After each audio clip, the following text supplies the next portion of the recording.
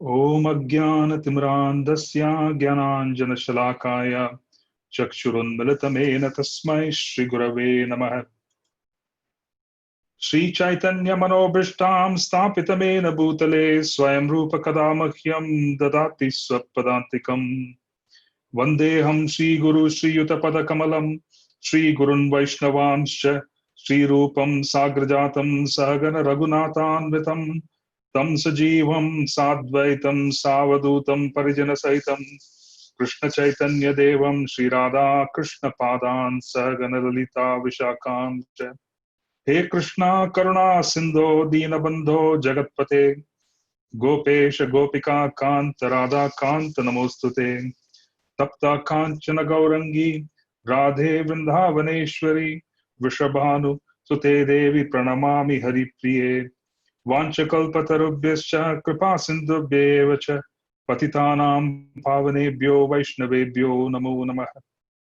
Shri Krishna Chaitanya Prabhu Nityananda Shri Advaita Gadadhar Srivas Adi Gaur Bhakta Vrinda Hare Krishna Krishna Krishna Hare Hare Hare Ram Ram Ram Hare Hare. Hare Krishna. So this is basically a class that is somewhat, I would say, we are walking a little away before we come back to the Srimad Bhagavatam. And the reason being that the Bhagavad Gita is the key to understanding Srimad Bhagavatam. Oftentimes, because we have heard the Bhagavad Gita so many times, in other words, we have heard about the Bhagavad Gita since our childhood, we minimize the importance of the instructions given by Krishna himself on how to reach him. We minimize this because we don't think we are at that level. Unfortunately, many of us even have a perception that we should do something very complicated in Krishna consciousness for us to be able to understand Krishna. In other words, the Bhagavad Gita is simple. As a consequence, perhaps I don't need to go there. I need to go higher. You see, this is basically a tendency, and then we also notice that we basically want something more complicated, and we want something even more, I would say even more complicated in certain ways for us to be able to move forward. That is just one area. It doesn't mean that all devotees run towards Srimad Bhagavatam and Chaitanya Charitamrita with this in mind. All of us are attracted to Srimad Bhagavatam because it's Krishna himself. And learning about Krishna himself and the behavior of his devotees after coming in touch with the Srimad Bhagavatam is the Chaitanya Charitamrita. So the key to understanding Krishna is given in the Bhagavad Gita. It is given in the Bhagavad Gita from a practical standpoint as to how should you process an event in life. How should you process a certain kind of mental suffering? Because all of us suffer at different stages in life. And suffering also needs to be managed, because in many cases, people cannot really overcome and process events in their life. And if they cannot process an event, their spiritual journey could end right at that event. It's all about being able to process an event and being able to climb over the experience for us to be able to move forward. So how do you process life? How do you act in certain circumstances? What is the process that needs to be undertaken for us to be able to come closer to Krishna? All of this is basically given in the Bhagavad Gita. It's in fact very lucid. And if we approach the Bhagavad Gita, we understand the key of how to process life. And if we cannot process life, we can't move forward, even in spiritual life. In other words, sometimes you notice that devotees do get stuck.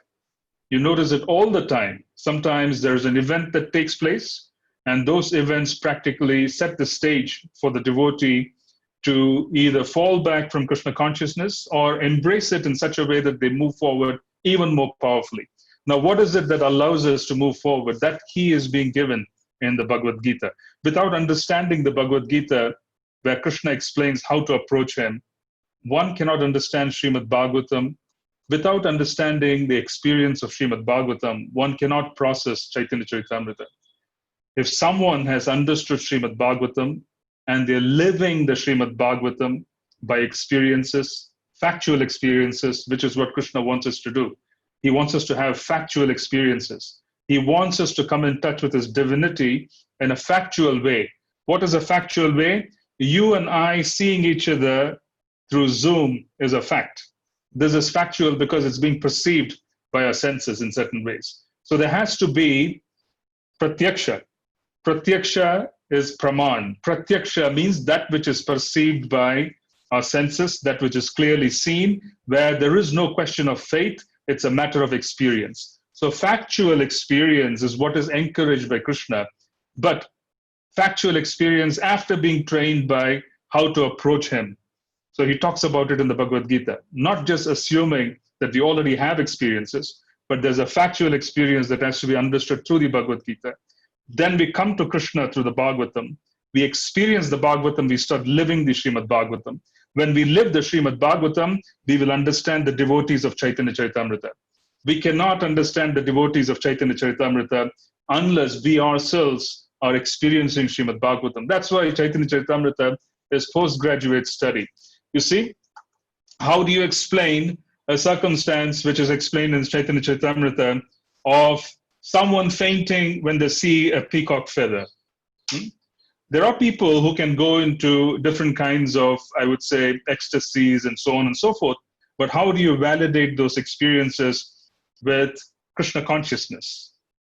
How do you validate emotions? How do you validate an experience as to being factual versus an experience that basically you write down and wait for clarification? How do you distinguish between the two?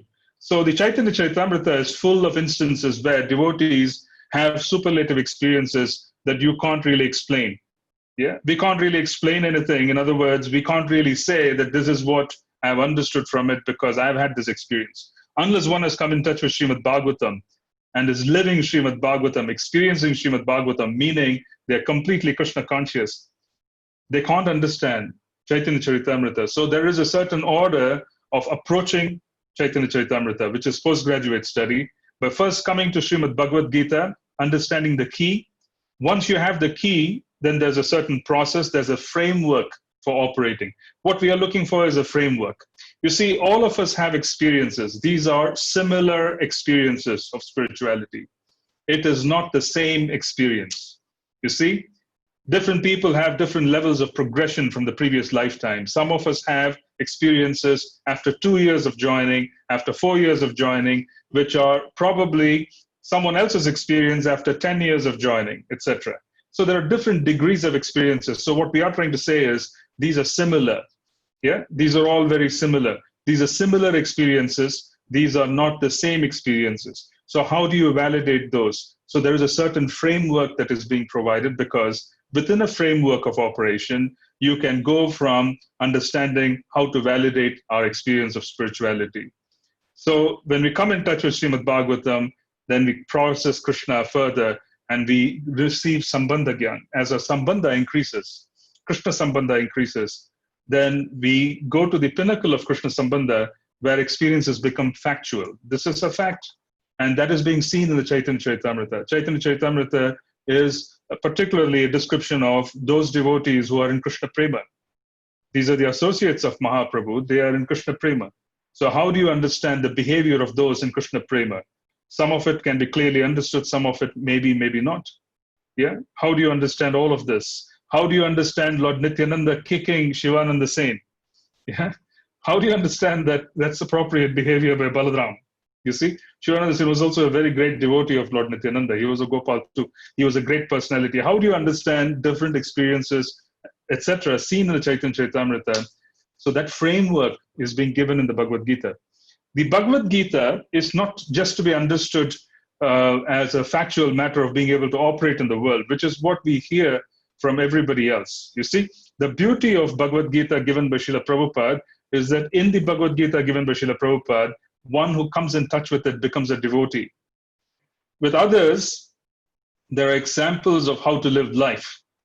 We don't really care about how to live life. We want to be devotees. We want to go and reach the pinnacle of experiences. We want to experience Bhagavatam. We want to experience Krishna, which is Krishna is Bhagavatam. We want to experience, we want to live Srimad Bhagavatam.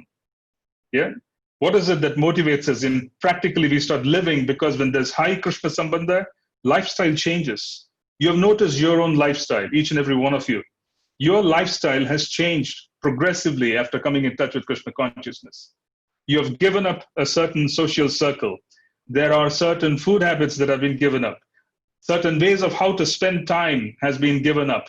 There has been so many things that have changed after coming into Krishna consciousness. And we also evaluate life in such a profound, different way that we all change.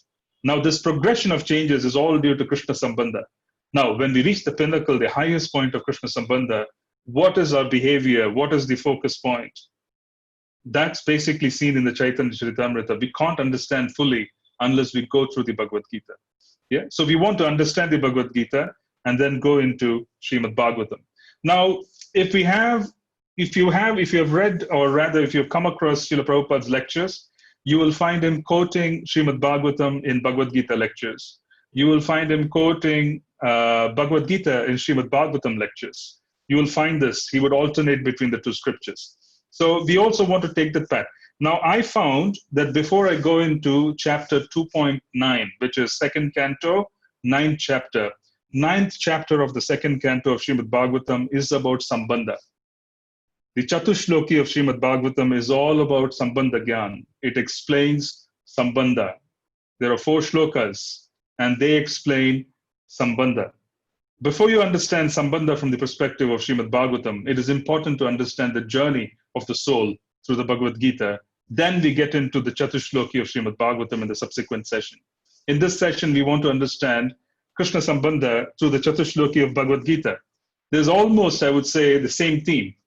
Same theme. Different people can process it in different ways because they don't have adhikar. Please understand that there's a matter of having authority for us to be able to understand scripture. Yeah, you will notice in the Srimad Bhagavatam, different instructions are given to different people. The same person will give different instructions to different people.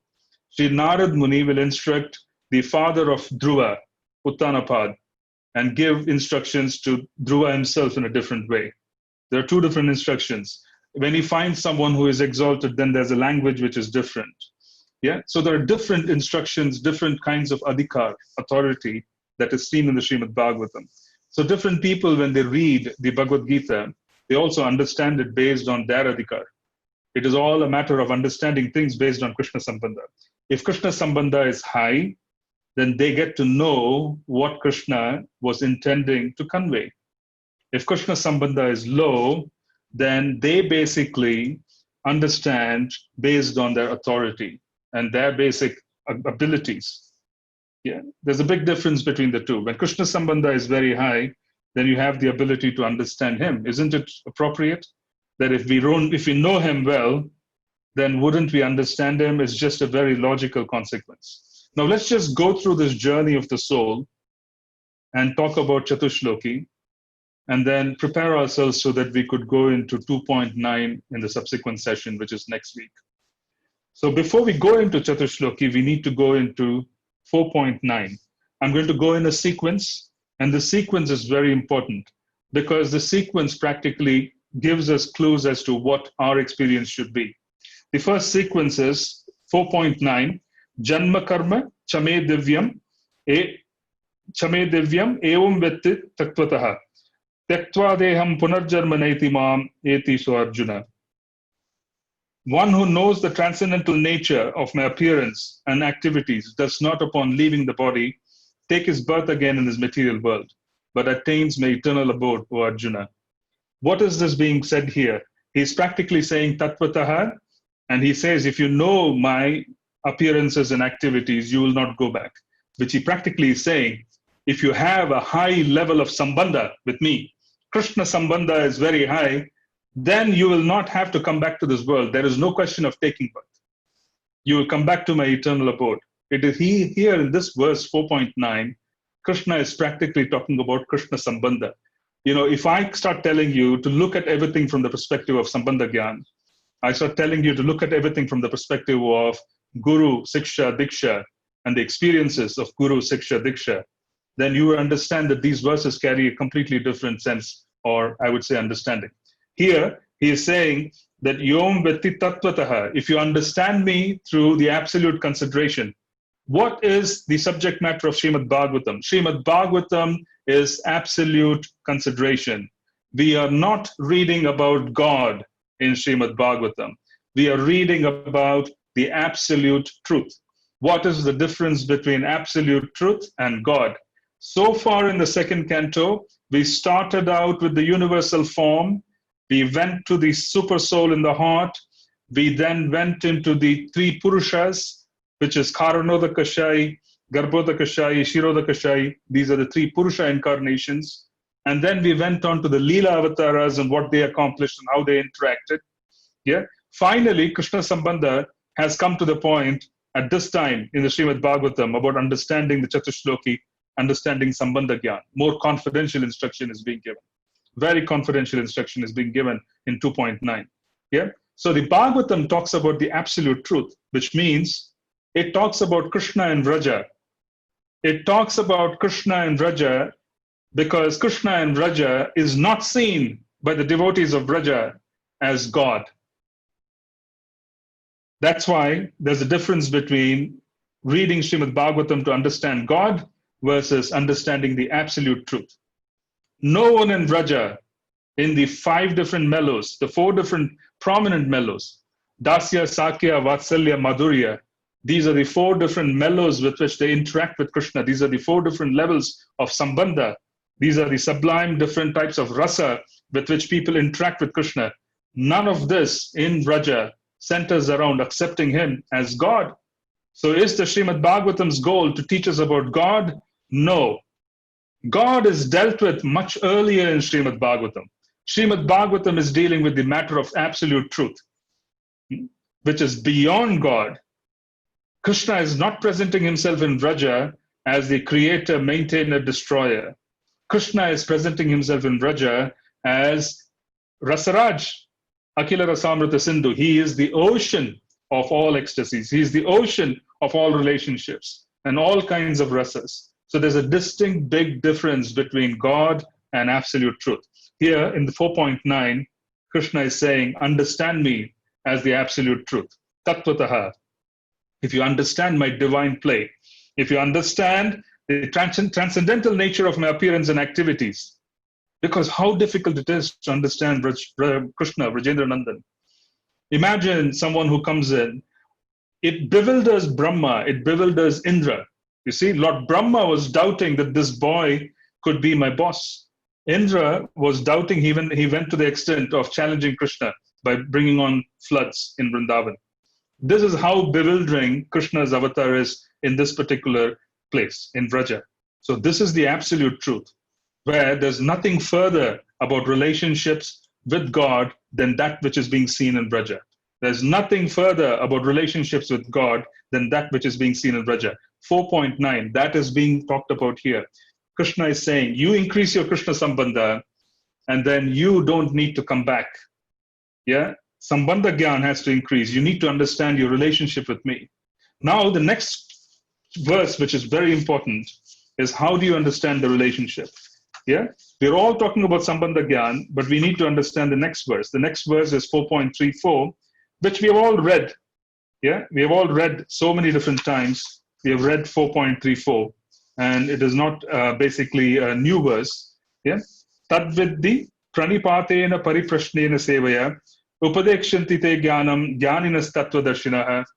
Tattvadarshinaha, one who has seen the absolute truth, someone who has experienced the absolute truth. Who has seen the absolute truth? Vyasadeva has seen the absolute truth. Vyasadeva has written the Bhagavatam after seeing the absolute truth, and he has accounted for all the different experiences which have been given in different shastras, saying very clearly that this is the absolute truth. He has seen this. Tattva darshan has happened. The gurus before us, who preceded us, who are in prema, have seen the divine couple. They have served the divine couple whilst being in Vraja in their physical bodies, just like ours, purified physical bodies. In other words, the Goswamis of Vrindavan, they were constantly participating in Leela. I've shared this before. There was this story that was shared by one of our preachers, And he was just sharing that oftentimes there are different Babas and sadhus who stay in different temples in Vrindavan. So in Radha Damodar Mandir, that is in Seva Kunj, it's a very, very special place. Radha Damodar Ji is basically the deities of Srila Jiva Goswami. And these are the original deities. They were not taken away to Jaipur.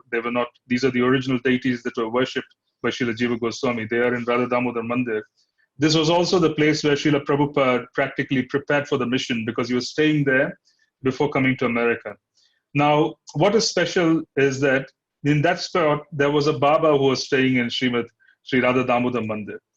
And the Baba in Sri Radha Damodar Mandir, he had this habit.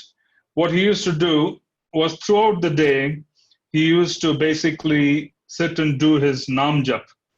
He used to sit and do Nam Japa throughout the day. And then people used to offer one or two vegetables, raw vegetables. You see, he used to sit there and then people used to throw the vegetables. He used to basically be given vegetables, as an offering. These were raw vegetables. And what he used to do was that there was quite a collection by 10 o'clock in the night. He will start cooking by 10 o'clock in the night. He would really cook a fantastic feast. 10 o'clock in the night, he would start cooking. And then between 12 and 2, he would make the offering to the divine couple. He had deities. And after making this offering, he would distribute the prasad the next day. And he used to explain that Radha and Krishna, that's a rasastali, that's a very confidential rasastali, the Seva Kunj. They're engaging in Ras Leela. All of them are tired after doing the Ras Leela. You see, they've danced.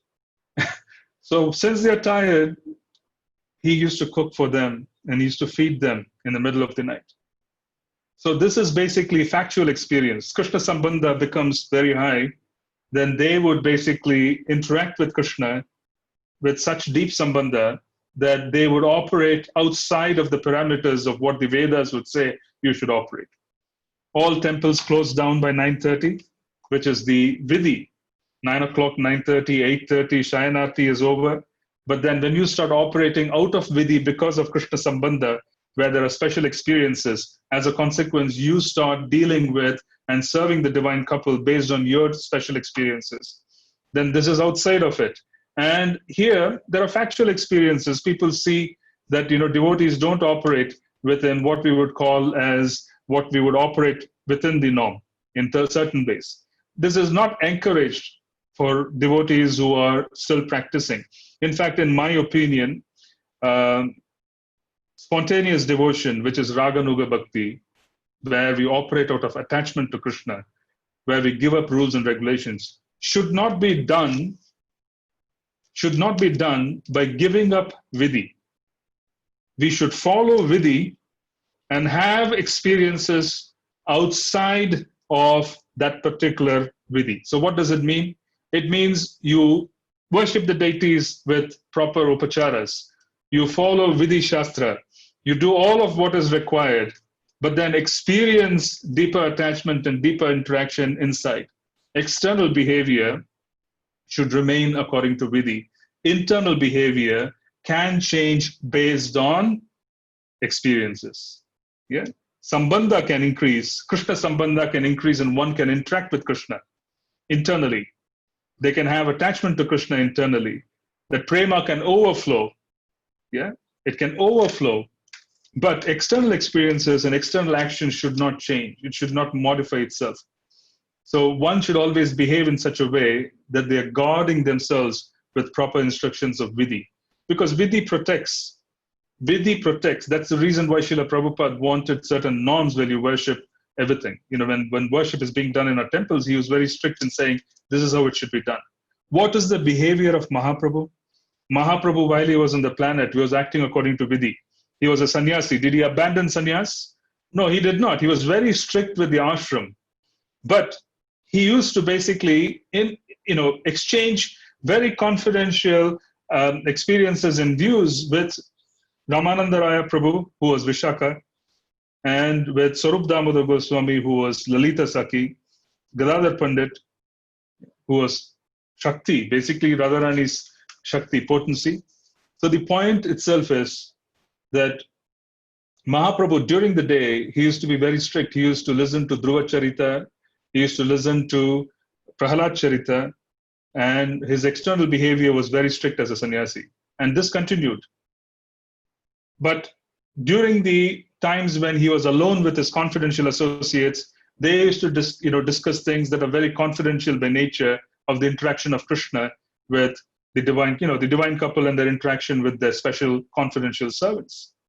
This discussion used to happen. So the point I'm trying to make is that we need to follow in the footsteps of Mahaprabhu. This is anukulasya, where external behavior has to follow a proper norm. It has to follow vidhi. Internally, we can relish our sambandha, and this sambandha's relishing will overflow even if you're acting in vidhi. So if you are a priest in a temple, some of you do seva in the temple. When you are serving in the temple, you should follow vidhi, but the attachment and the love that is sprouting forth in the heart will give you experiences when you're following vidhi as well. You see, this is the beauty. You don't need to abandon vidhi. Vaidhi bhakti need not be abandoned. Attachment should increase. So this is the proper way to do it, and then we would be able to flourish. So this is a safer way to do it, so that we don't start thinking that we should change everything because something is happening inside. Yeah, there are ways and means. We're going to talk about it. Yeah. So here, tadviddi pranipatena pariprashnena sevaya upadekshanti te jnanam jnaninas tattvadarshinaha. They are saying basically approach a guru. That is the instruction. Just try to learn the truth by approaching a spiritual master. Inquire from him submissively and render service unto him. The self-realized souls can impart knowledge unto you because they have seen the truth. What does it mean? Tattva darshan has to have already happened. Someone should have seen the truth. If they have seen the truth, they have factual experiences. Because they have factual experiences, their experiences are so powerful, they can inject the faith of their experiences through our ears, and faith will go and sit in our heart. Ado Shraddha. Yeah? Tata Sadhu Sangha. Ado Shraddha, the Ado Shraddha experience is given by one who has very deep faith. Then they basically, the Ado Shraddha experience is given by one who has very deep faith. Yeah. Then what happens is their basic experience of pratyaksha, they are seeing the deities, they are seeing the interaction, they're seeing Krishna's interaction in the divine couple's interaction. They have deeper experiences of raja. Yeah, they have deeper experiences of tattva darshan. This is tattva. This is the absolute truth. When they come here, they are not bewildered by Krishna stealing butter. They are not bewildered by Krishna's action with his cowherd boyfriends. This is tattva darshan. Yeah, this is divinity. Krishna Sambandha has reached so high that they actually experience Krishna Sambandha as Krishna's associate. That faith allows them to speak with great conviction. The sound vibration then carries forth into our hearts and establishes itself as faith. That's why Tattva Darshan is the word that's being used here. 4.9 talks about approaching him through Tattva, which means get Krishna Sambandha. Who can give Krishna Sambandha? Someone who has Krishna Sambandha can give Krishna Sambandha. How can we basically give something which we don't have? So we approach someone who already has Krishna Sambandha. He gives Krishna Sambandha. She can give Krishna Sambandha. Then it is also spoken of here very clearly that once the Krishna Sambandha is received, then the devotee is able to move forward because faith has been given into the heart by someone who has factual experience. Pratyaksha. So the praman for the devotee who is giving his experience is pratyaksha. He or she is seeing through their spiritual senses, they're able to experience Nam.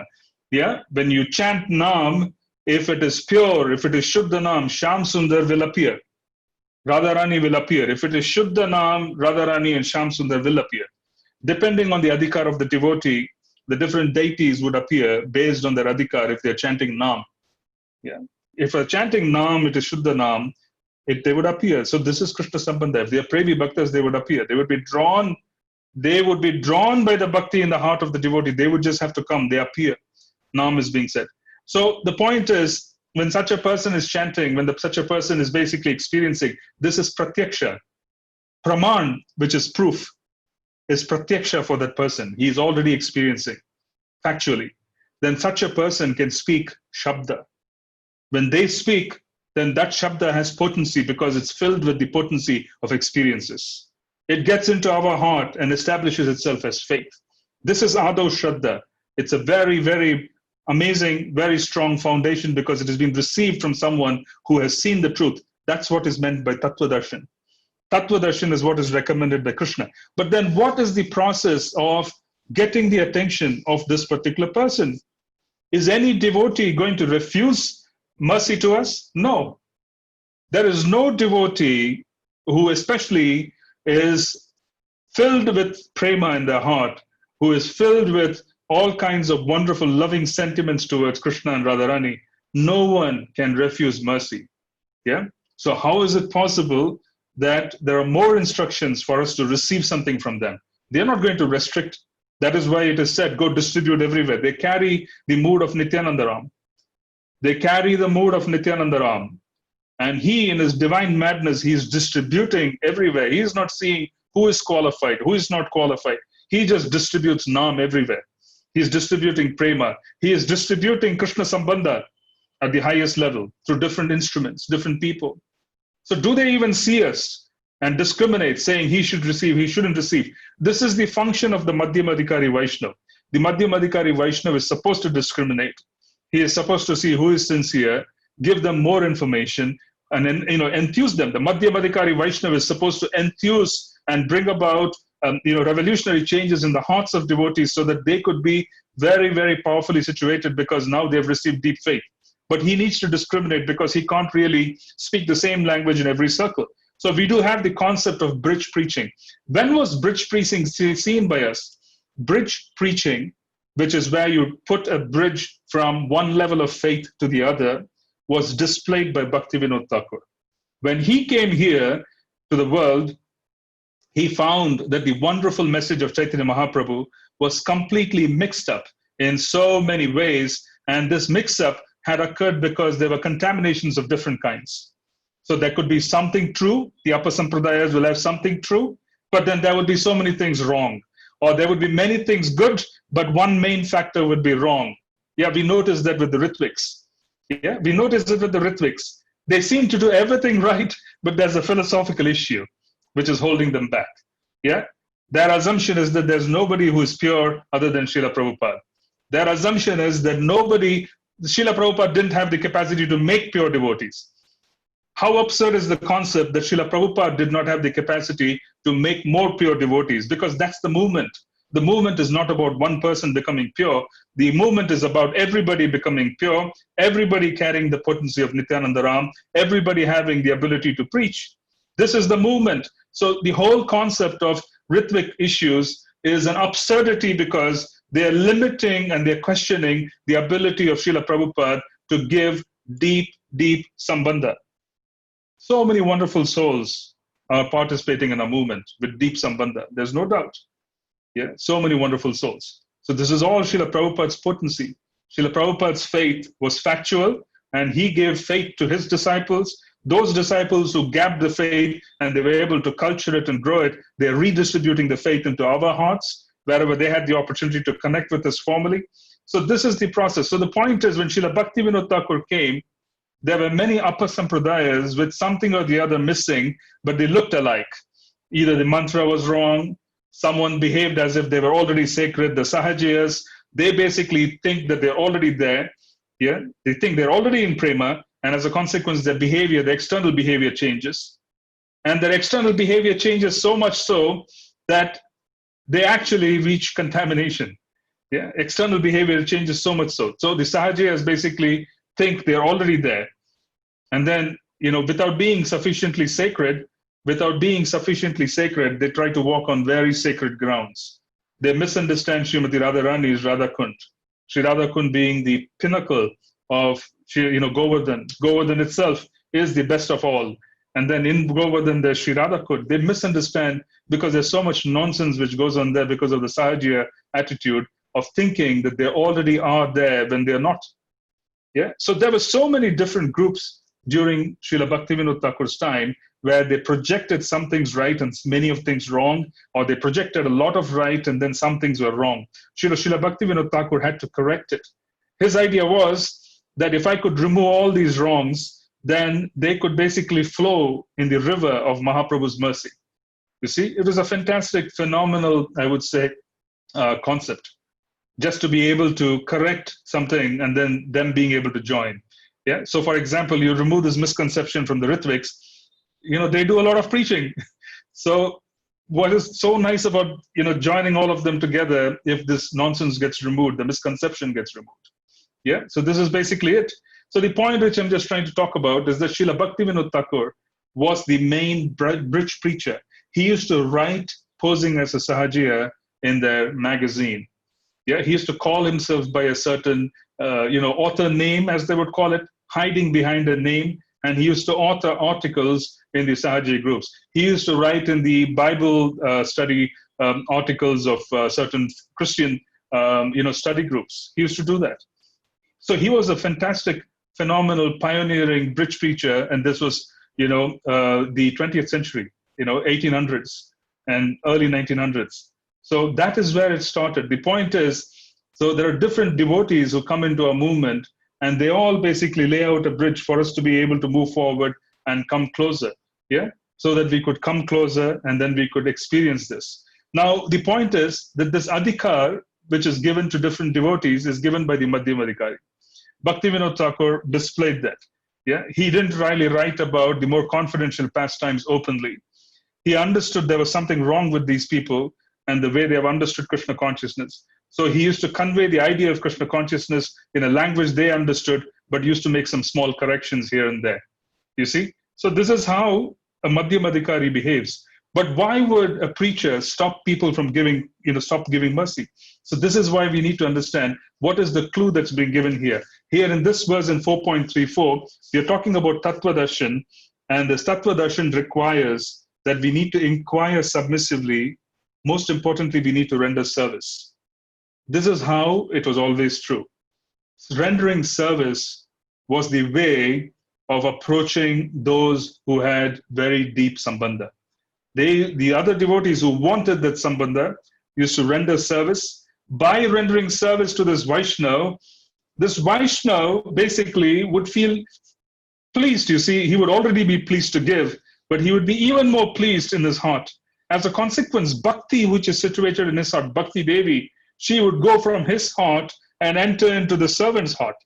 Whoever is serving him would receive the mercy of Bhakti Devi, because she would leave the heart, go from the heart of the Guru to the Sishya. Service is very important because that's the most important connection that we can have with our Guru. Most important. Serving the instruction of the Guru is more important than anything else. In fact, there were many, many devotees who used to serve Srila Prabhupada intimately. But there were so many other devotees who basically had few meetings with him, but turned out to be extraordinary in their preaching.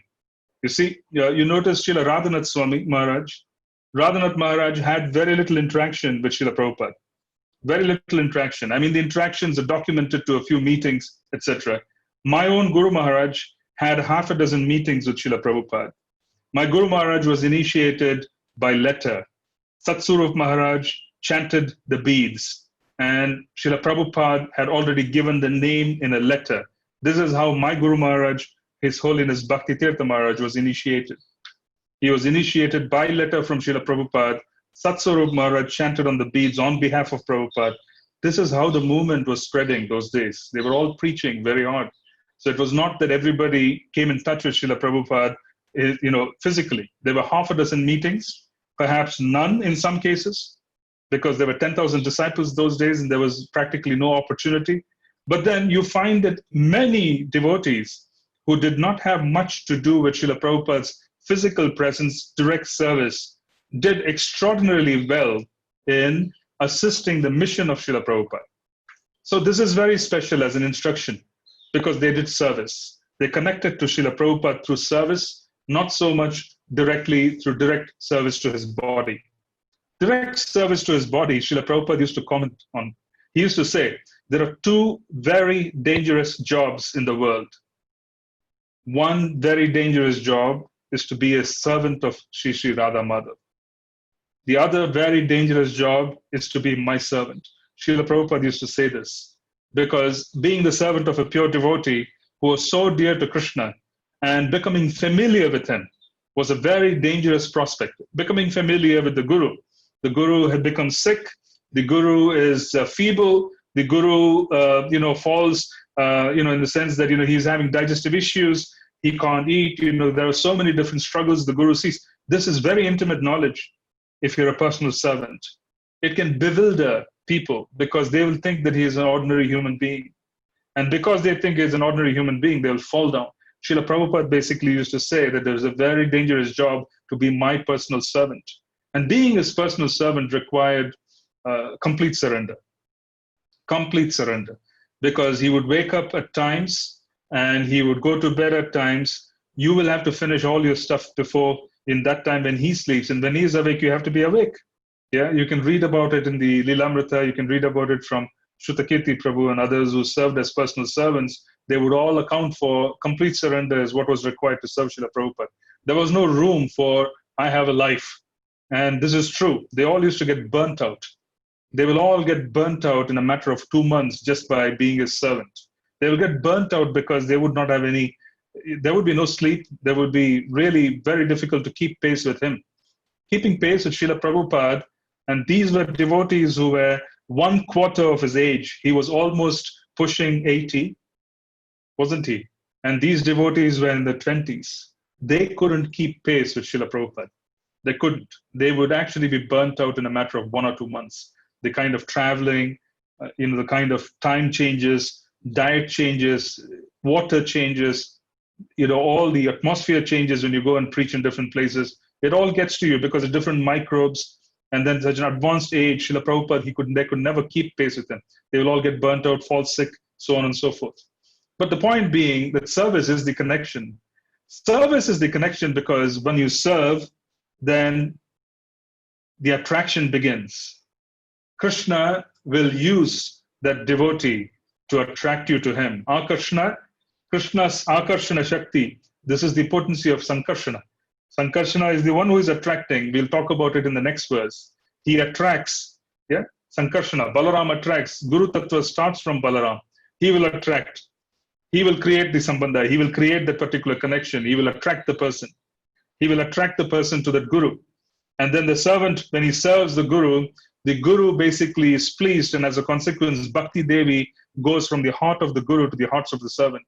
How does this go? How does this happen? It happens while receiving instructions. It happens while receiving instructions and implementing them. When the guru says chant 16 rounds, there's power in those instructions. When the guru is saying do this, there is power in those instructions. When Mahaprabhu said my name would be spread in every town and village, there's immense power in that particular statement. So whoever tries to follow that statement will receive a part of that power to accomplish things.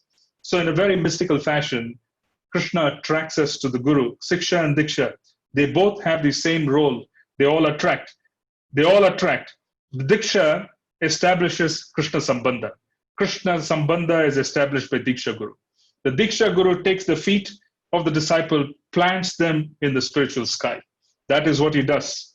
Siksha Guru enables the forward movement in assisting the devotee to receive different instructions so that they could move forward in completing the bhajana kriya and completing the anatta nivatti. The Diksha Guru plants the feet of the disciple in the spiritual sky, literally. So this is the difference. But both play the same role of attraction because both are empowered by Krishna himself. Yeah, this is the Yogamaya potency. This is the Yogamaya potency and the Bhakti potency. This is the internal potency of Krishna. This attraction potency is the internal potency of Krishna. Otherwise, one cannot overcome Krishna's Maya. Krishna Maya, which is the external potency, cannot be overcome only if it is the internal potency. The internal potency can overcome the external potency. Krishna's internal potency, Bhakti Devi, Yogamaya, the management of the connection between the devotee and Krishna is managed from that point on. So Tattva Darshan is happening. Faith is received from those who have seen the truth. This is 4.34. Now let's go further to chapter 9. Chapter 9.22. You see, 9.22 becomes an extraordinarily important verse. And 9.22, I've spoken about it several times. 9.22 is basically a description of Sri Balaram's Sandhini potency. 9.22 is Ananyas Chintayanto Mam Ejanaha Paryupashate Tesham Nityabhyuktanam Yogakshemam Vahamyaham. But those who always worship me with exclusive devotion, meditating on my transcendental form, to them I carry what they lack and I preserve what they have. This potency of being able to carry what we lack and preserving what we have in terms of the connection that was given by the Guru in 4.34. The Guru has established a bridge into our heart and has given us faith. But how is this connection, the Krishna Sambandha, sustained? That sustenance is being done by Balaram. That is 9.22. He is practically saying that those who always worship me with exclusive devotion, I will carry what you lack, I will preserve what you have.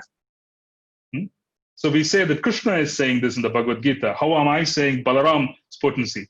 Krishna uses himself in different ways. He's practically, what is the difference between Krishna and Balaram? There's no difference. So when Krishna says that I will carry what you lack and I'll preserve what you have, this is the Sandhini potency of Balaram as Guru. So 4.34, when the Guru is giving mercy, he is basically connecting us through the potency of Balaram, of connecting us to an eternal journey. What did I say? The Diksha Guru takes our feet and places it in the spiritual sky. This is Sat. The path given by the Diksha Guru is Sat, isn't it? The path given by the Guru is Sat, because the Siksha Guru basically propels us forward. So this is Sat, this is the Sandhini potency. That's why Balaram is the Adi Guru. Balaram is basically the original preceptor. The expansion of Balaram is the preceptor that we have in front of us. Yeah, he is the Sevaka Bhagavan. He is non-different. What does the Guru do? The Guru does what Balaram does. The Guru serves Krishna. That is the potency of Balaram. Balaram is the Sevaka Bhagavan. Yeah. This is the potency of Lord Nityananda. He is basically connecting us. So the Guru in 4.34, Pranipatena Pariprashnena Sevaya, he has had Tattva Darshan. He can give us a connection to the absolute truth. He places our feet in the spiritual sky. The Siksha Guru propels us forward. And that is what the roles of the Siksha and Diksha Guru are. All of this is being done by the internal potency of Krishna, Sri Yogamaya. Yeah? She is basically creating sambandha between the devotee and Krishna so that there could be an interaction. All the interactions of Krishna, Guru, then this particular connection develops into something more profound. That is why Pranipatena Pariprashnena Sevaya. What happens when you serve? When you serve the Guru, we lose perspective of who we are in terms of our own position in the world. We lose perspective. We might be a PhD, we might be extraordinarily rich, we might be extraordinarily powerful in the eyes of the world, but when you start serving, you are a servant. And that qualification is where we all start. Krishna Dasya.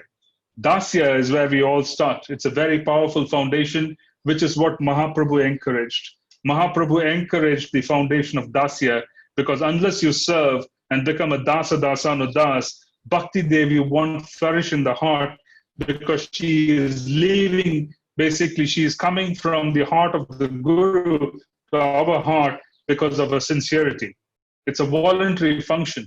Bhakti Devi is not controlled by anyone. Krishna doesn't control. It is an automatic voluntary connection which happens when the service is going on. The bridge is being formed. Now, this eternality of connection is being spoken of here in 9.22. Here they are saying, I will preserve what you have and I'll carry what you lack. This is the Sat potency of Balaram. Sat means that which is eternal. That is the absolute truth as well. That which is eternal, the spiritual sky. That is basically Balaram's potency.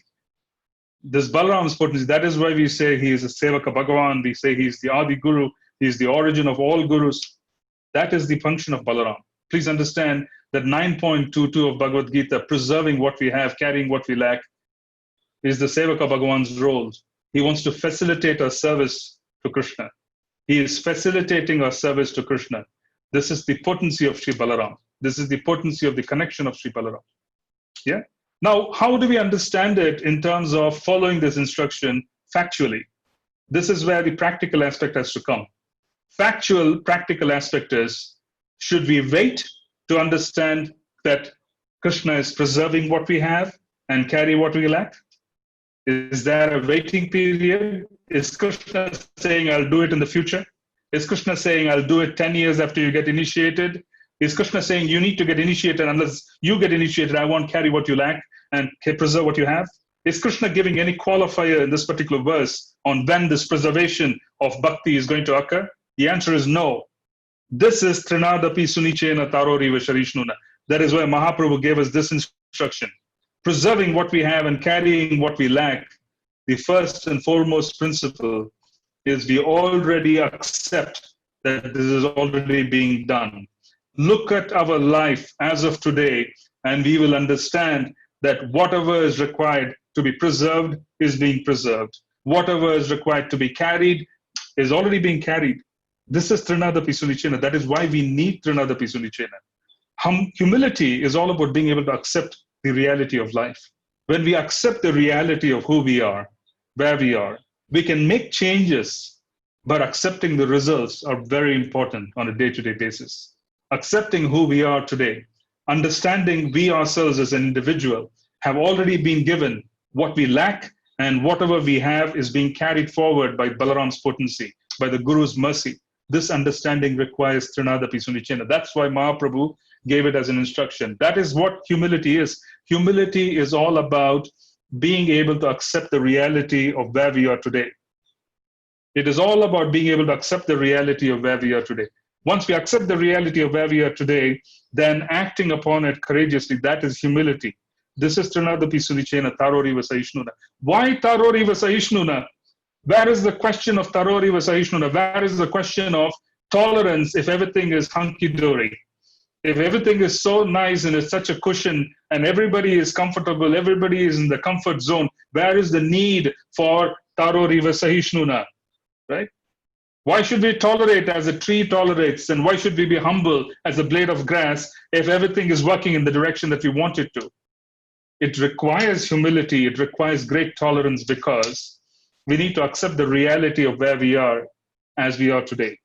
If we look at today as exactly where we ought to be, and Krishna has already given what we need, because normally we don't feel encouraged to move forward because we start thinking something else has to happen in our lives for us to move forward. We start thinking something else has to happen for me to move forward because Krishna is still waiting. Krishna is not quite giving what he's supposed to give. He's going to give it tomorrow. He's going to give it a year down the line, 2 years down the line. I still need 1, 2, 3, 4, 5. Otherwise, I can't really move forward. This is the normal thought. That is where this whole concept of I already have given you what you lack, and I'm preserving what you have comes from. 9.22 is all a matter of being able to accept that Balaram is doing his job. Is Balaram doing his job? Is Lord Nitai doing his job? 9.22 says they are. They've already given us what we need, and they're already carrying what we lack. It is for us to see through and understand that we need to tolerate some of the circumstances and then be able to carry forward with what is being given. Every individual in this movement, every temple, every preaching center, every organization that is connected to Chaitanya Mahaprabhu has already been given what they need, and whatever they lack is already being carried forward. That is the truth. That is exactly what should be understood from 9.22. If you don't understand 9.22, we will wait for life to change before we take up Krishna consciousness. That is the danger of not understanding 9.22. This is what I meant by saying if you do not know how to process life, spirituality could become very distant and very difficult, because it is all about being able to process events in life. If you cannot process an event in life, we could get stuck. This is exactly what this is. 9.22 says, I've already given you what you need. You don't need to wait. You can ask him, you can pray for it, but you still push forward with what's being given. We at least know that we have been given enough to be able to chant 16 rounds. We know that we have been given enough to do whatever we can in terms of a reading, in terms of associating. These days, there is no difficulty in associating because there's so much opportunity. There's so much opportunity for Sangha because of the electronic connections. Yeah? And there's also so much appreciation for real association because it's missing. Yeah, we can't really physically interact. As a consequence, there is a lot of appreciation for that as well in our hearts, saying, oh, we used to physically interact and that's missing now. Yeah, there's so-called constraints. So the point I'm trying to make is the Guru has already made arrangements in 4.34. He has given us the faith. Sri Balaram is carrying what we lack and he is preserving what we have. That is being said in 9.22. Now, all we need to do is to be able to accept it, and that requires humility, and it also requires tolerance. This is why Mahaprabhu said that if you have humility, you have tolerance, Kirtaniya Sadahari, one would be able to chant without interruption. It is only when we start thinking that Krishna needs to do some special magic beyond whatever has been done by all of what has been done. That's when trouble starts. Trouble starts when we start thinking that there is some special arrangement that needs to be made because I don't have the ability to move forward without that special arrangement. Yeah? So that's what this 9.22 is. So it's a very important verse because it tells us how to process life. And if you don't understand how to process an event in life, then that particular event could either propel us forward or it could drag us down. It can propel us forward if you accept it. That is what Trinadapi Sudicena is all about. Accepting life is all about what is being said in Trinadapi Sudicena. Taroriva Sahishnura, tolerating the circumstances of life. Because we constantly endeavor to improve things for ourselves beyond a need. There's always a certain level. Then we keep endeavoring towards making this improvement, that improvement. This is the Grahamedi conception of life. This is the Grahamedi. I'm unsettled, if I don't have a certain kind of dwelling. I'm unsettled if I don't have a certain kind of salary. So I'm constantly endeavoring towards, a pursuit of something which may or may not happen. So it's better to first and foremost understand that whatever is needed for our spiritual journey has already been given. So we tolerate our circumstances, we endeavor, but we keep accepting. Yeah. So I'm not saying that there should be no endeavor in life. I'm saying there should be acceptance of reality. Endeavor should be there, but constantly accept reality. The more we push, the greater would be the facilities. What does this mean? If you are in a yatra and you push the capacity of the yatra to the fullest extent, where everybody is complaining because they have too much service, then the yatra is working. It's not in a bad place. It is not disorganized. It perhaps is working because everybody is complaining. I know I don't have time for this, I don't have time for that, because everybody is engaged. There's so much service to do. The yatra is moving forward. If you're tired and if you don't have time and you feel that you're running around where you can't really sit and chant, etc., then you need to basically understand that if all of this is happening by the way of service, by the way of opportunity for service, then we are in a good place. If you actually study the life of a sannyasi in our movement, most of them struggle for time. Most of them struggle for time. Sannyasis in our movement struggle for time, and their chanting gets done whenever they can, in the morning, in the evening, because they are constantly traveling, meeting devotees, constantly trying to serve devotees. As a consequence, you can't really say that they have the kind of time where there's a lot of time. A lot of time in Krishna consciousness is just trouble. A lot of time in Krishna consciousness is simply trouble, because people will get into trouble. Invariably, they would never be able to push themselves to use the time properly. They end up using the time for things that are very, very harmful to them from the perspective of Krishna consciousness. So complacency and Krishna consciousness, they go ill together. We are better off having a lot to do than having very little to do. Yeah? You're always better off having a lot to do, because you're at least at the time, you're basically harassed by not having enough time because you can't serve, which is fine. Than having too much time where you basically engage in activity which doesn't make any sense and it's not connected. So that's the point which is being made. Now let's go, after having this background, to the next point. The next point is 9 point. The last one. 34, 9.34.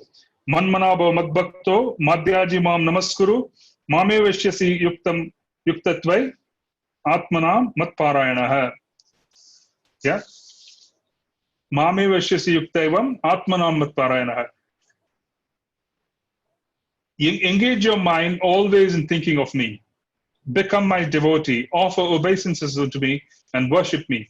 Being completely absorbed in me, surely you will come to me. This is the instruction given in the last verse of 9th chapter. What does this mean? He is basically telling us, Krishna is basically telling us fall in love with me, because we can't really serve unless we are in love. Because if you fall in love, which is akarshana, 4.34 is all about being attracted. If you fall in love, then there's the ability to surrender. Surrender is required for proper service. Otherwise, we would serve based on our whims and fancy. Surrender is where we surrender to Krishna's whims and fancy. So there's a need for surrender, but it should be based on love. So 9.34 is all about falling in love. So Krishna's last instruction in the 9th chapter is, you fall in love with me. You fall in love with me, and then once you fall in love with me, you will be able to surrender. And if you surrender, then you'll be able to render wonderful service. Now let's read 10.8, 9, 10, and 11, which is basically the Chatushloki. Yeah? This is all about Sambandha. You will notice that this is basically the same verses in Srimad Bhagavatam, but in Bhagavad Gita, it's all about being able to do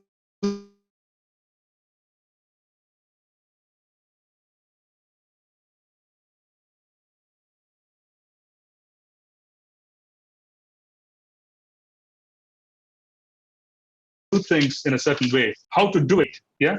Aham, source of all spiritual and material worlds. Everything emanates from me. The wise who perfectly know this engage in my devotional service and worship me with all their hearts. So what does this mean? Aham sarvasya prabhavo, mattah sarvam pravartate. This is Sambandha. What is the first step in Krishna Sambandha is for the devotee to understand that he is completely dependent on Krishna. This is the actual definition of a sadhu. Please pick up Harinam Chintamani, and Mahaprabhu is asking Srila Haridas Thakur as to what is the definition of a sadhu.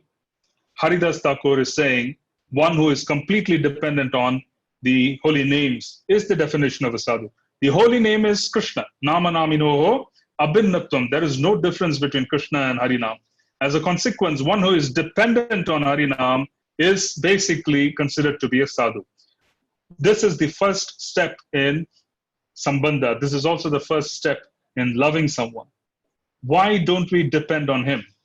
Why can't we understand that he is the Prabhu? He is the source of all spiritual and material worlds. It's because we don't trust him. You see, we don't trust him. We are actually afraid of Krishna. We are afraid of Krishna. We don't trust him. Because we don't trust him, we can't depend on him completely. That is why the first step in Sambandha is all about, I'm the source of all spiritual and material worlds. This is the reason why Krishna also says in 18.64, Ma suchaha sarvadharman parityajya mamekam sharanam vraja aham tvam sarva papebhyo mokshayasmi ma suchaha. Why should Krishna say do not fear? Arjuna was a Kshatriya. He was a very powerful, accomplished military general, and he was the greatest of warriors. Why go and tell Arjuna, who is the greatest of warriors, do not fear? Because fear is something which a Kshatriya basically already knows how to control and manage, because they use it as fuel for their accomplishments. So why say Masuchaha? That Masuchaha has this connection to this verse. 10.8 is, Krishna is saying, I am the source of all spiritual and material worlds. Everything emanates from me. This is complete dependence is what he is expecting. This complete dependence will not happen if there is fear. So that's why Manmanaba Madbhakto Madhyajimam Namaskuru precedes this particular verse as an important verse. Manmanaba Madbhakto Madhyajimam Namaskuru says you must love me. Do not fear me, love me. Because if you fear me, you will not surrender. You see, we will not depend. And if you don't depend, then there will be challenges. That is what we're going to see. There are clear challenges if we don't depend completely. Depending on Krishna requires love. That's why prema is important. Otherwise, if we have fear, we can't depend. We are afraid. Can any one of us go and then tell Krishna, do whatever you want to me? All I want is you. All I want to do is to be able to chant in prema. I do not want anything else from you. Take away whatever is there in my life, which is an obstacle. Give me all the trouble you're supposed to give me so that I can accomplish things in Krishna consciousness. This is the prayer of Bhakti Tirtha Maharaj. My Guru Maharaj used to pray this every day. And he gave it to me when I first joined. And then I was afraid, because how can we chant a prayer before Krishna saying, you take away whatever needs to be taken away. Give me whatever needs to be given. Inauspicious and auspicious. Give me trouble. Yeah, because I want to surrender. So I was afraid. I was actually afraid.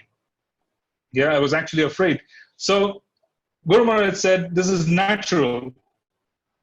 It is natural to be afraid, but once you start saying this prayer and the anarthas go away, then we see Krishna protecting us. Then we would develop confidence. So surrender will always start with some vulnerability. It will always be fearful, but this fear should disappear, and then there should be complete dependence. That is a process of anartha nivritti. When is there a fear in our hearts? Fear exists in the heart when there are desires. We have a certain accomplishment, we have a certain desire in life. We are afraid that that desire wouldn't come true, or we have a certain notion of what our future is, and we are afraid of giving up that notion of the future. That is fear. So we can't really go in front of Krishna, and we are afraid to make this statement saying, you take away whatever you need to take away, because all I want is you. I can't really manage with this process of anartha nivritti. It's extraordinarily cumbersome, because I really don't know what's working and what's not working. I'm helpless. I'm submitting myself before you. You do the job, Krishna. I'm submitting myself. You can say this, but there will be a certain sense of vulnerability, which is fine. My Guru Maharaj says, start doing it. The vulnerability would go away. That's natural to have a little bit of vulnerability when you make a statement of this kind of complete surrender. To surrender is to feel vulnerable, but that fear needs to be replaced by love. That's why anartha nivritti practically would put the devotee in the position of being able to understand the sambandha with Krishna.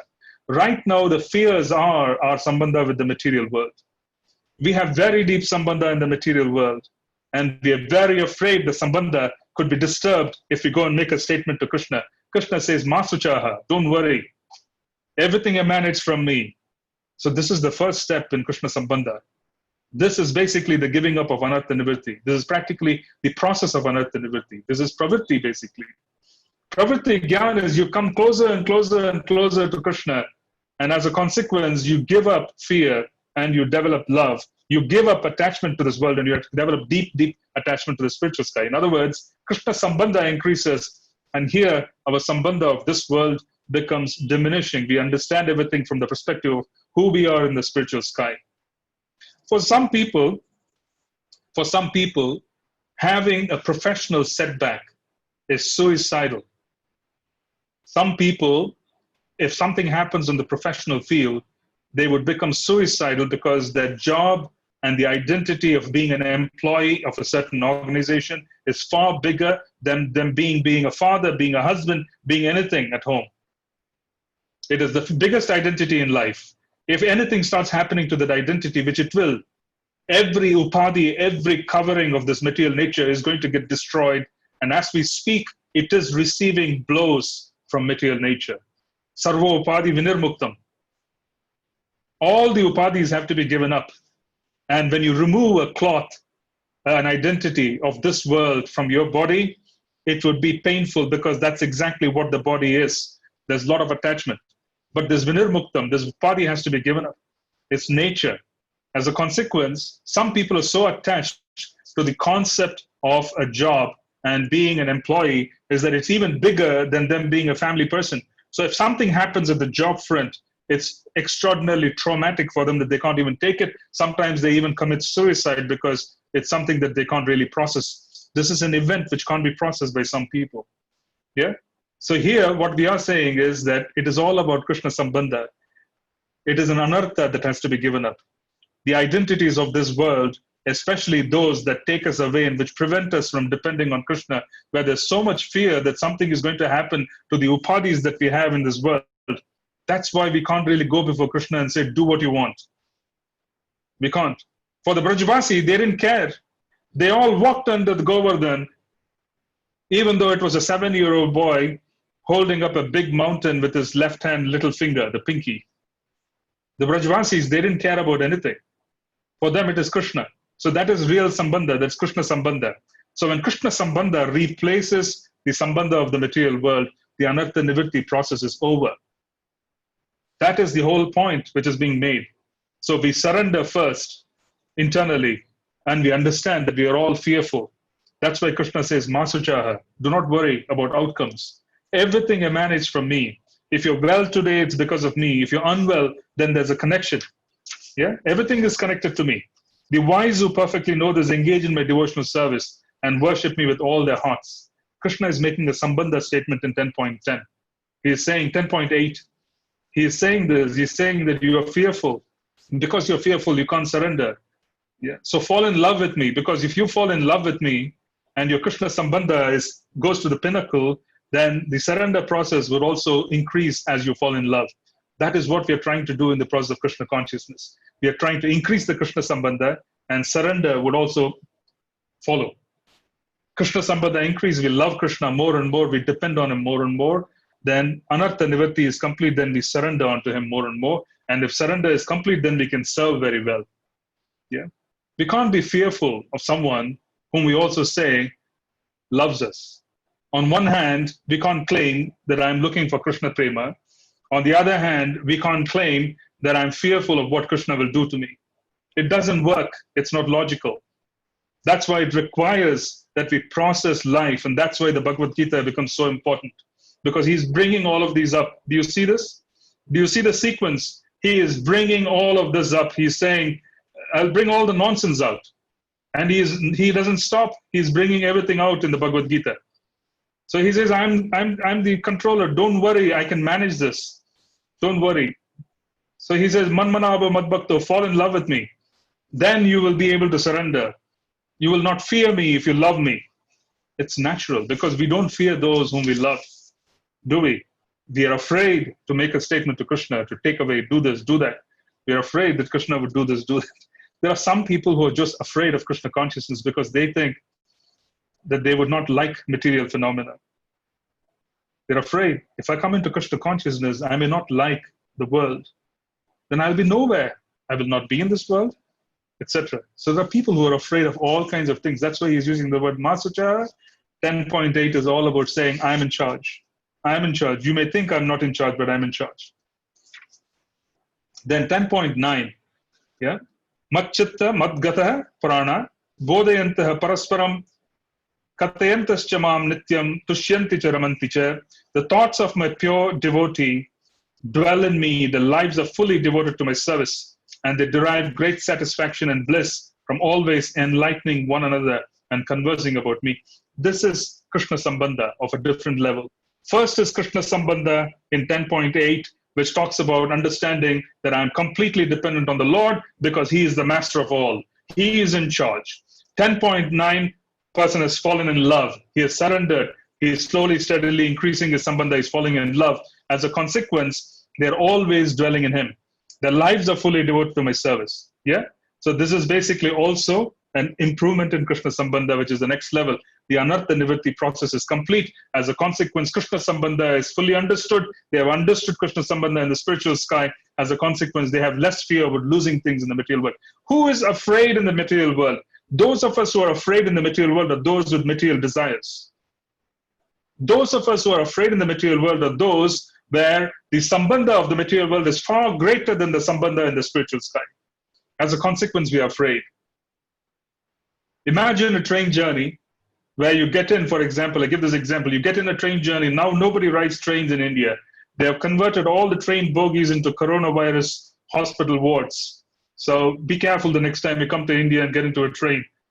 We don't know what the carriage is all about. The compartments are all about. We don't know who has used it. Yeah. So basically, not all, but most of them. Basically, the point which I'm trying to make is you get into a train, and if you know someone who really loves you is on the other side, who is waiting to receive you, the short trouble and the inconvenience of the train, you wouldn't mind that. That's the journey of life when one understands and has already fallen in love, and Krishna Sambandha has increased. The train journey could be uncomfortable. The seats could be uncomfortable. The neighbors could be obnoxious, and there could be all kinds of problems in the short train journey. but the destination, there's someone who is greatly, greatly beloved, who is waiting to receive us. As a consequence, we put up with trouble during this journey while we wait to alight and get into the train station when we reach the destination. That is life for devotees. So we don't really mind. We don't really mind. That is where Trinadapi Sunichena Taroriva Sahishnuna comes. We accept each and every day as being fully arranged by Krishna, and we push forward and do our very best of what we can, because we know Krishna has arranged the day. Yeah, we don't want to think we have arranged it. Even if it is our karma, we start thinking Krishna has arranged it, it will become his arrangement. Now, 10.9. 10.10. This is very important. 10.10 is Tesham Satatayuktanam Bhajatam Pritipurvakam Dadami Buddhi Yogam Tam Yenamam Upayantite. To those who are constantly devoted to serving me with love, I give the understanding by which they can come to me. This is very, very important. He is basically saying that Buddhi Yogam Tam, there is going to be a connection between us and Krishna, which basically would facilitate our being able to go to him. So the decision-making process of someone who is deeply Krishna conscious is not artificial. He is, first of all, depending on Krishna, 10.8. He is constantly engaging in absorbing himself in Krishna Sambandha, 10.9. Automatically in 10.10, Krishna says, I will preserve and I will give you all that you need. I will give you the intelligence. I will give you the intelligence. So the question, what should I do and how should I do it? What should I do and how should I do it? Krishna says he will instruct from within. Krishna says he will instruct from within. This is how devotees operated. They constantly used to see what is best for Krishna consciousness. And then by taking a decision that is best for Krishna consciousness, what is it that increases Krishna Sambandha? What is it that increases Sadhu Sangha? What is it that increases Nama Parayan, Nama Charan, Nama Kirtan, Nama Smaran? What is it that increases Bhagavat Parayan? What is it that increases Bhagavat Shravan? What is it that increases Srimurti Seva? And what is it that increases an attraction to the Dham? This practically is all dependent on how deep our connection is. And the deeper our connection, greater would be the level of instructions. In Chaitanya Charitamrita, if you go to Radha Damodar Mandir, you see the Samadhi of Krishnadas Kaviraj Goswami. And in the Samadhi of Krishnadas Kaviraj Goswami, in all these Samadhis, you can feel very, very deep presence of the devotees. You can receive a lot of blessings, depending on how serious we are about wanting to progress. They will all come forward, not necessarily that you have to be there, but going there basically is the place where they are still engaging in activity. This is the spiritual sky. And as a consequence, they have not left. Nobody will leave Vrindavan because this is the spiritual sky. And as a consequence, Krishnadas Kaviraj Goswami came to our mind because he received instructions from Lord Nityananda. Do you remember in the Lord Nityananda Chaitanya Charitamrita, we see that Krishnadas Kaviraj Goswami received instructions from Lord Nityananda in dreams. Lord Nityananda appeared in his dream and instructed him on the next steps. He told him to go to Vrindavan. You see, now this is basically a direct experience because Krishnadas Kaviraj Goswami was an advanced devotee. He was a Premi Bhakta. But for us, the instructions would come. The instructions would come if we put the right goals in place. Put the right goals in place depending on the level of involvement in Krishna consciousness and depending on the level of what we want to achieve, there will be instructions. Buddhi Yogam will come. Intelligence would be given by the super soul. Intelligence would be given by the super soul. How is the super soul manifest in our life? What is the proof? He appears as a guru. It is organic. In a similar fashion, he appears as a devotee who took us to some place. He appears as a Siksha Guru. He appears in the form of the book Srimad Bhagavatam. He appears as the Bhagavata, the devotee who follows and lives Srimad Bhagavatam. So Buddhi Yogam basically is coming in touch with Krishna where there would be instructions. You see, this is the reason why we always say, strategize for the mode of goodness. If you strategize for the mode of goodness and engage in bhakti, then what would happen is you will receive instructions. Just as much as we saw in the second canto, Lord Brahma is receiving instructions because he is in the highest level of the mode of goodness. As a consequence, he is understanding Krishna's plan. He is receiving Krishna's plan in his heart. That is Buddhi Yogam in the Srimad Bhagavatam. Lord Brahma receives Krishna consciousness. He receives Krishna's plan in his heart.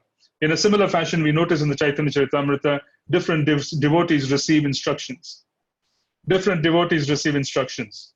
Yeah, different devotees receive instructions in different ways for moving forward. For moving forward, and devotees who are surrendered, they operate this way. His Holiness Bhakti Tirtha Maharaj, my Guru Maharaj, he had a project in Washington, D.C. That was actually quite successful. They had a restaurant and they had a preaching center. It was all going very well. Then one night,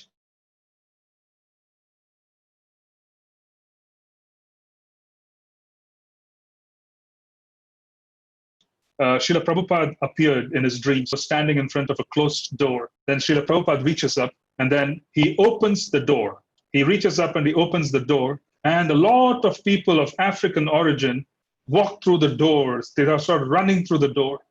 This is the dream which my Guru Maharaj had. Then he understood that Srila Prabhupada wanted him to go to Africa. What did he do? We have to understand from the behavior of these exalted souls. What did he do? 3 days later, he was in Africa with no money, nothing, dependent on Krishna. This is how it was.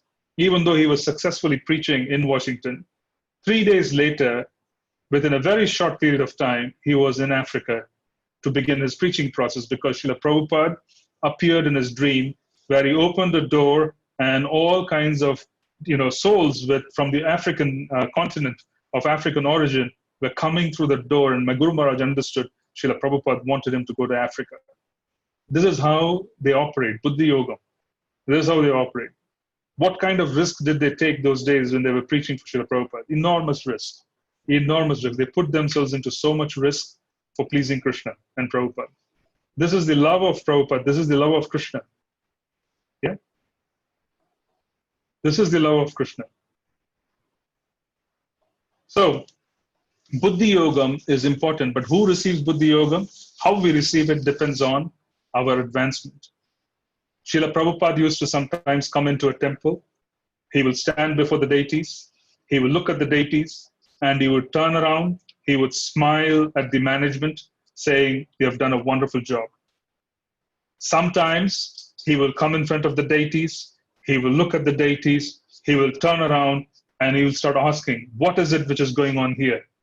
The deities used to tell Srila Prabhupada that either they're being looked after well or they're not being looked after well. Literally, he used to do this. He used to go into temples and challenge temple management because the deities were telling him. This is Srila Prabhupada's capacity, because he was so advanced, he was a Premi Bhakta, that the deity form used to communicate to him. We notice this in the Chaitanya Charitamrita as well. It's also a matter of faith.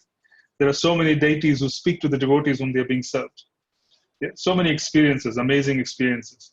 So the point I'm trying to make is this Buddhi Yogam is not artificial. Depending on advancement, that can be direct instruction, direct, I would say, connection, direct instructions on how to do what to do. Depending on who we are, there could be dreams where Krishna appears and instructs, Guru appears and instructs, which is very clear on what to do and how to do it. Yeah. But for most of us, it's very important for us to validate everything based on Shastra and Sadhu. So always seek Shastric comfort, find out exactly what Shastra is telling us so that there can be consistency. The Sadhu is more powerful than Shastra because the Sadhu is living Shastra. So we always connect with Sadhus to find out if we have to process information that is not direct. So if we get a dream, don't act on it unless you're able to talk to someone who is senior so that you could receive their blessings, so that it is consistent in Shastra.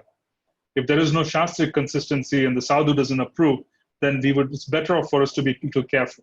So Buddhi Yogam for different levels of devotees is different, but there can be direct communication from Krishna himself. So we should be very careful in thinking there can't be direct communication. That's not true.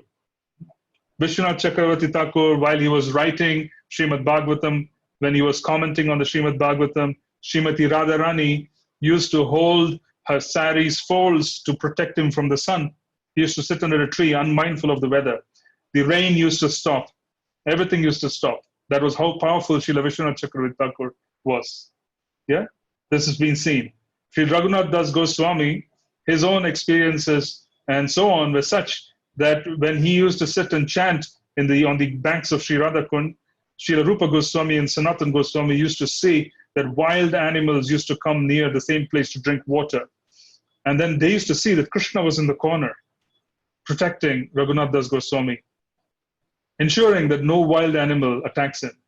So this is basically a direct experience of our Acharya Varga of how Krishna protects, maintains, and takes care. But this is direct experience at that level of how things happen. But what we should do is we should basically offer prayers, receive answers from Shastra, seek clarifications from Sadhu and Guru, and then act. That is a safer process for us to do. But this is a very important verse. When does Buddhi Yogam come? Buddhi Yogam comes after basically coming in touch with 4.34, Sadguru, there's Tattva Darshan, then there is 9.22, where we are dependent and we are humble and we understand that it has all been arranged. And then there is 10.8, where we accept that Krishna is supreme and he is protecting us. Deeper and deeper our surrender, less and less the fear, greater and greater our ability to accept circumstances of life. Then 10.9, deeper and deeper engagement in bhakti, because Krishna Sambandha is now increasing from just accepting Krishna as a protector to someone whom we really love after giving up fear. And then there's 10.10, there's Buddhi Yogam. He instructs us and he sustains us. Then finally, last verse, Tesham evanukampatam aham ajnanajam tamah nasayami atmavavasto jnanadipena basvata. To show them special mercy, I, dwelling in their hearts, destroy with the shining lamp of knowledge the darkness born of ignorance. Nashta prayeshu abhadreshu nityam bhagavata sevaya. What does that verse say? The same thing. Come in touch with Srimad Bhagavatam. Increase your Krishna Sambandha. Increasing Krishna Sambandha would destroy our fears and increase our dependence on the Lord. And as we depend more and more on him without fear, we are actually loving him and engaging greater and greater service, then the surrender becomes complete. Yeah? So Krishna Sambandha is complete. This is practically the 4 verses that are related to Sambandha Gyan. But the Bhagavad Gita's approach is more instructive in terms of what to do. The Srimad Bhagavatam talks about the actual quality of surrender. So I'm going to stop here and I'll take questions from you. And then we will conclude the class. We've already spent around an hour and a half in the class. If I can take a couple of questions, then I would be happy. I mean, I'll be happy to take a couple of questions. I'm already happy, by the way. Hare Krishna, Prabhu. Thank you so Hare much. Krishna. Thank you so much. Wonderful class. Wonderful. Encapsulated the whole, it's the condensed form of Krishna consciousness. The whole thing was so nicely encapsulated, very powerful, very instructive. I like the analogy of the train, and this is the first time I heard it, where you're traveling on the train and you don't mind the inconvenience because you can see the somebody is there. So powerfully put. I'm speechless, but I have a couple of things that have come up while you were talking. One of them, this might be a bit contradictory, but this is the question. You mentioned that Brahma, he was in the mode of goodness, and because he was in the mode of goodness, he was completely surrendered, and he got the instruction from Krishna, and he was not bewildered, although he was creating. But then later on, you see the same Brahma, when the Brahma Vimohan Leela, where he was with the gopis, he got bewildered. He didn't trust that it was Krishna. He didn't, and I'm just understanding, how did that happen? Yeah. See, basically, we have to understand that Lord Brahma is a position. The Brahma who is instructed in the beginning of Srimad Bhagavatam not necessarily will have to be the same Brahma who experienced the lack of trust. Yeah, these are all different Brahmas as well. That is the opinion of our acharyas. It need not be the same. Oh. Yeah, need not be the same, because the Srimad Bhagavatam that we read has experiences from different yugas when Leela happened. So it not necessarily is of the same yuga. It's all being put together because these are experiences that are received by Srila Vyasadeva. So it not necessarily happens in the sequence that we believe should happen. Right. Very nice. Thank you, Prabhu.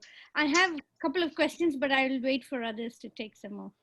Sure, I can just read a couple of questions that have come on chat. Um,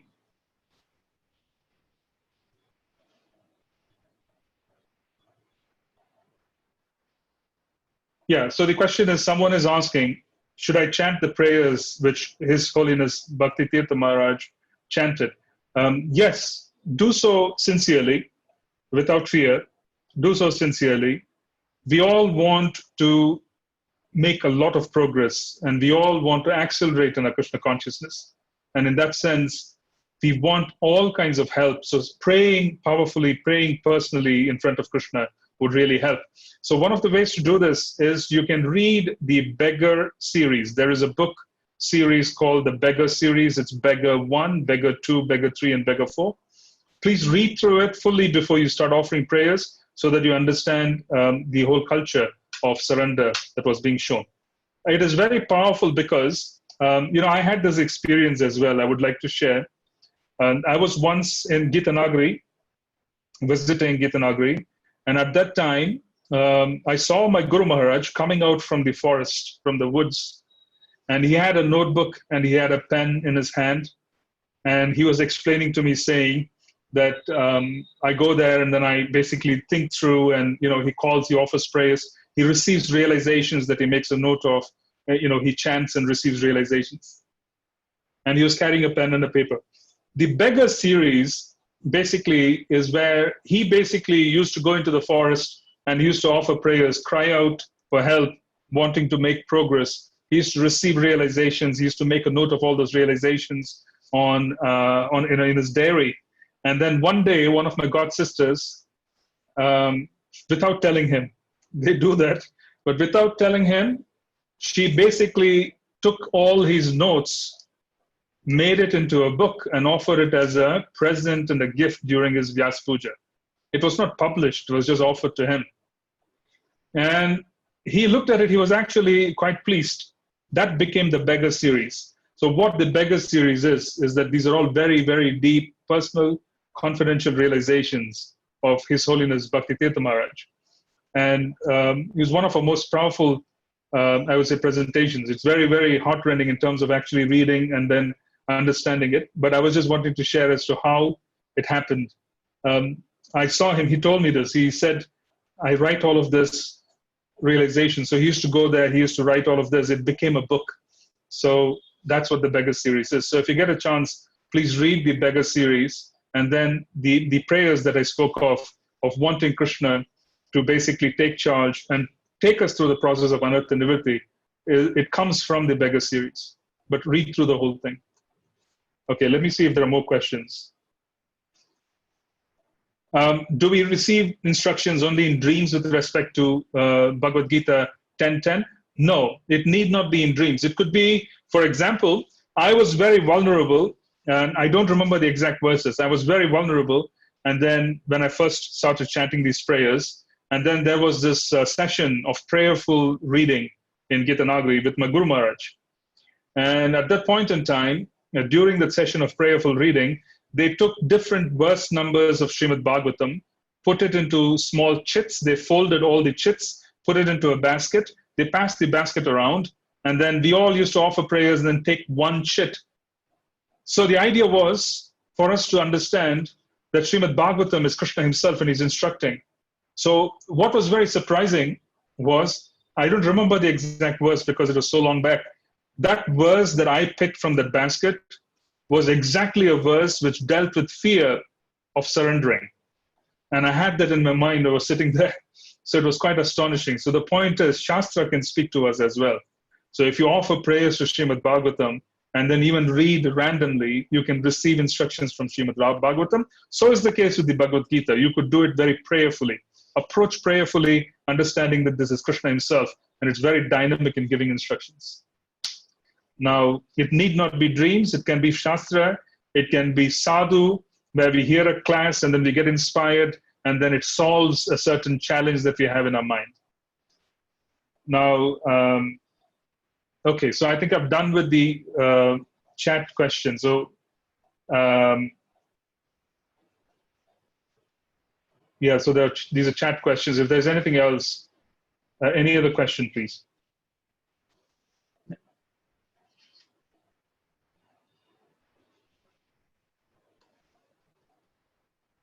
Anybody else has a question that I could take now?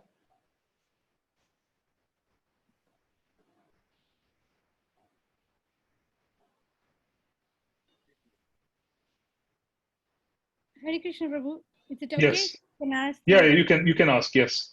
So the other thing you mentioned about was purity, the simplicity, that in one sense, Krishna consciousness is a very simple process. Surrender to Krishna, this thing, which is very simple. And purity is the force in your, and you mentioned about exalted devotees who had purity, and their presence, they were overflowing with love, and the bhakti came. But as that's the essence. Now, as part of our service, we also do preaching, because as a service to Srila Prabhupada, and we don't qualify in any of those, but it's a service that we're doing. And how do you come to terms? I know sometimes you think you wait till you get to a certain position or in level of this thing and then preach, but you're still doing it irrespective. And there is always a conflict within, I don't think I don't belong, but I'm doing this, I don't know if you can Right. shed some light on that. Yes. Sure. You're basically saying that there's a certain vulnerability of us feeling unqualified to Yes, speak, but yes, then we yet are asked to speak because that's our service. Yeah? Is yes, that yes. But not necessarily speak? I think you can practically take this forward to any kind of service. yes, and Yeah? but then the thing is, purity is required for, as you said, you don't even, just if you're pure, that is enough. Preaching happens in itself. See, basically, the idea is that regardless of how many classes one could have given, because they are trying to connect to the spiritual sky and becoming an instrument of the previous acharyas, there's always a vulnerability, there's always stress. I'm always stressed before I begin a class. So I'm just giving you my 2 cents. I'm always stressed as to whether I will be able to convey what my Guru Varga wanted me to convey. So I always am doubtful as to whether I would have the ability to convey what my Guru Varga wanted me to convey. So I offer a lot of prayers requesting them to help me. So what I'm trying to say is that it's a natural condition of trying to do something which is far beyond our capacity to do so. And as a consequence, we need to endeavor, but again, not get fixated on the outcome, but instead offer prayers for protection and do our very best in preparing. Whoever is sincere in that particular group would have the ability to pick things up regardless of how it is presented, or whether it is very profoundly rich with different quotes. Some devotees have a style of interjecting with a lot of Sanskrit verses when they speak, and some devotees basically don't do that. They speak from their heart and then carry their realizations forward. There are different styles, but I don't think it really matters as long as there is preparation, and the stress factor of whether what we have done so far is going to be adequate is natural. So we should accept that. We should accept it. We should just be a part of what it is. Yeah, it is a part of it. Am I going to be able to do justice to what is already being shared by the acharyas? That fear is perfectly fine. So I think, did that answer your question? I guess largely we need to prepare, depend, and being vulnerable and afraid of whether we are qualified or not is always going to be there. And if it is always there, it's very healthy. The day someone starts thinking that they know everything or it's dependent on them, that's the problem. So it's the other way around. Thank you, Prabhu. The Sure. other one is about the fear factor, which is, which I kind of resonate a lot, where, you feel that you want to surrender to Krishna. It's like Draupadi and, there's a struggle. Part of you want to let go, part of you want to do it yourself because you feel like, why don't I try? Why don't I endeavor? When Draupadi was disrobed, she was also using her effort to some extent. And we ourselves use our effort. Why do we want to, we ask Krishna, but we also endeavor. And there is this fear factor. If I let go, or can I let go? Why don't I try before I can you shed some? This is something that goes through me all the time. Well, see, the process of Krishna consciousness, action in Krishna consciousness is all about us doing as if everything depends on us, but ultimately having an understanding that the outcome is going to be managed by what Krishna wants. It is never going to be that our effort alone can meet the goal. Our effort is 100% required. We need to do things as if it depends on us. This is very important. Meaning, we need to have a mindset of putting in a lot of effort as if it depends on us. Armchair, laying back and saying things will get taken care of, that is not encouraged. Our effort is as if it depends on us. But we also allow Krishna basically to modify the result as he pleases. Okay? In the times of Srila Prabhupada's preaching, devotees used to arrange for college preaching.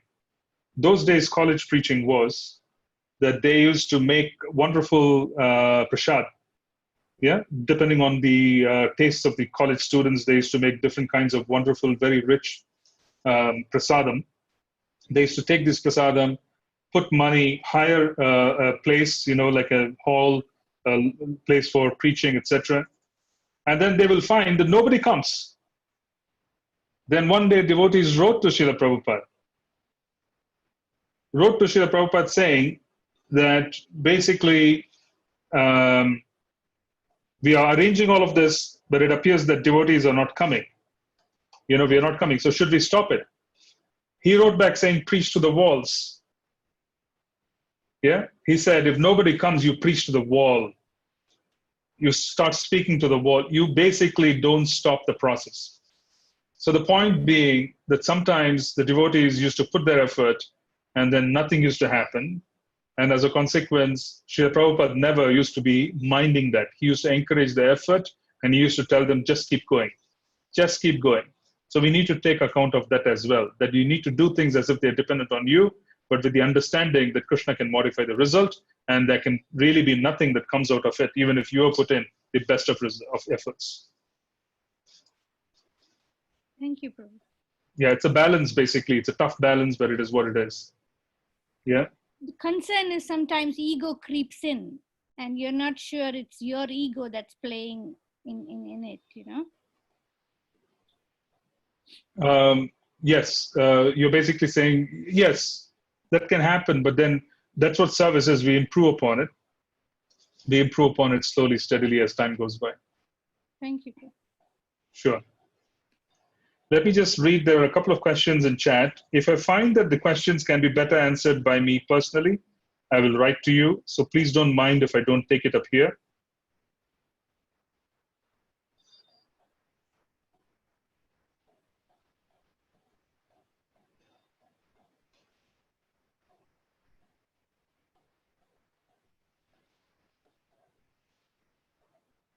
Okay, I'm going to answer this partially. How can we serve them to establish connection to Guru Parampara without initiation? You see, initiation is where we formally go into the process of getting connected to Srila Prabhupada. Acceptance by Srila Prabhupada, acceptance by a son of Srila Prabhupada, the disciple of Srila Prabhupada, is also considered to be sambandha. So we should not assume that that connection is ordinary, because faith has been given, mercy has been given. And then there are so many arrangements which have also been made around us, which are encouraging us on the path of service. So we shouldn't worry about whether we are initiated. It's an organic process. And the process of initiation will take place at an appropriate time as per Srila Prabhupada's discretion, the way things are supposed to be. We can offer prayers and we can definitely, cry out for help, but we need to accept, this is basically 9.22, that he is carrying what we lack and he's preserving what we have. So that's the point I want to emphasize on that. So it doesn't matter if you're not initiated. If you carry faith, then you have the ability to spread the mission of Krishna consciousness. because you can be used as an instrument. Very important. Now, there's a lot of specially challenged population, mostly neglected. How to serve them in more ways other than prasadam? Kirtan and prasadam. When Srila Prabhupada first came to New York, most devotees in New York could not even understand Srila Prabhupada because of his language. His accent, Indian accent in the English, was actually quite thick. That's the experience of many. As a consequence, they couldn't understand. But the souls inside their heart understood Srila Prabhupada, and they started acting on the instructions. So the point I'm trying to make is Kirtan has the ability to talk to the soul. Arranging prasadam and kirtan, sevon mukehi jikhvadav. That should be the path we should take, both. Now let's take the other question. One very close devotee translated compassion to serving others. I find it difficult to serve others given my many commitments. All I can do is take care of my sadhana and my family. Is it selfish to only take care of my children and not being able to dedicate time to other services? Is everyone's primary duty to take care of their responsibilities? Does that make us less compassionate? The answer is no. Srila Prabhupada emphasized taking care of the children who are born in this movement as one of the greatest responsibilities that one could have. So absolutely necessary for us to focus on it. And if we are taking care of that, it is also considered to be wonderful service because it's already duty, but these are also children who are Krishna conscious. So we need to take care of them. The second part, how do we increase compassion? One needs to chant. Compassion and power, they come together from Harinam chanting. So please chant and call out for help. Compassion would come. Call out for help from Sri Advaita Acharya. Try that. Compassion will come. Because his compassion was so great that Mahaprabhu had to appear. Advaita Acharya's compassion was so great that Mahaprabhu had to appear. So you can call out and ask for help to give compassion in the heart from Srila Advaita Acharya.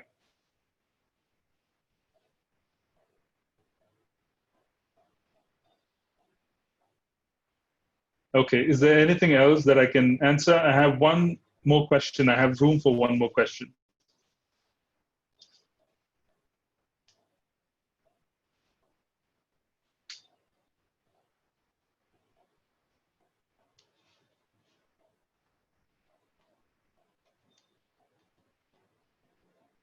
Okay, so thank you very much for joining me. I would encourage all of you to read before you come to the class.